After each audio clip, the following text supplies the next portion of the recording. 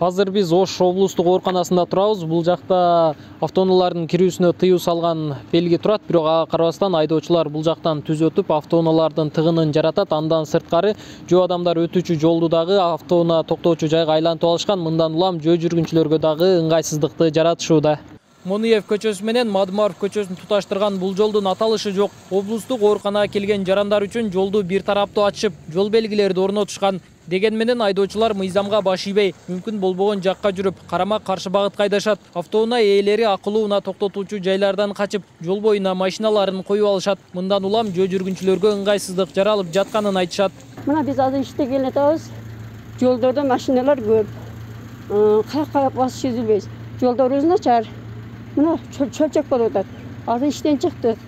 Ушу кыйынчылык болуп атат. Машиналарда кичине эрежесин жол менен оюп, адам баса турган кылып, мындай эме түзүп берсеңиз да жакшы болот. Биякты односторонне кылып койушту да.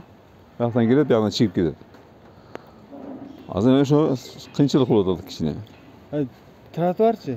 Тротуар өзү биякты неме кылып бергиле деди эле. Парковка кылып. Ол дагы болбой атат. Облустук оорукананын алдынан өткөн көчө Ош шаардык жолдор муниципалдык ишканасы тарабынан убактылуу ачылган. Учурда сыной иретинде иштеп жатат. Эгер эффективдүү иштесе, ушул боюнча ачык калат. ПМдын балдары толук кайсы белгилер керек болгонун баардыгыбыз даярдап бердик. Бүгүнкү күндө дагы жетишпеген дагы бир белгилүүнү кечээ күнү эле айтышты. Предписание берсе коюп беребиз.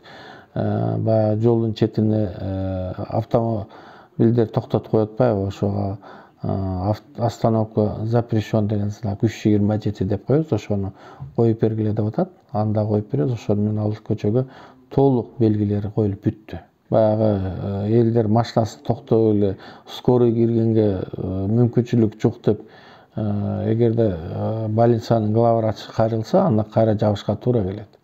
Азыркы күндө кайрылуу жок, бүгүнкү күндө иштеп элатат. Жолдор башкармалыгына оорукана жетекчилиги автоунаа токтотуучу жайды кеңейтүү боюнча аракеттер көрүлүп жатканын билдирген. Ал эми аталган көчөгө быйыл тротуар каралган эмес. Анын салынышы же салынбашы жолдун ачык бойдон калышына же жабыларына көз каранды. Жолдун иштөөсүнө карап тротуар салып берүү маселеси караларын билдиришти. Нургелди Каныбек уулу, ТМЖ жаңылыктары.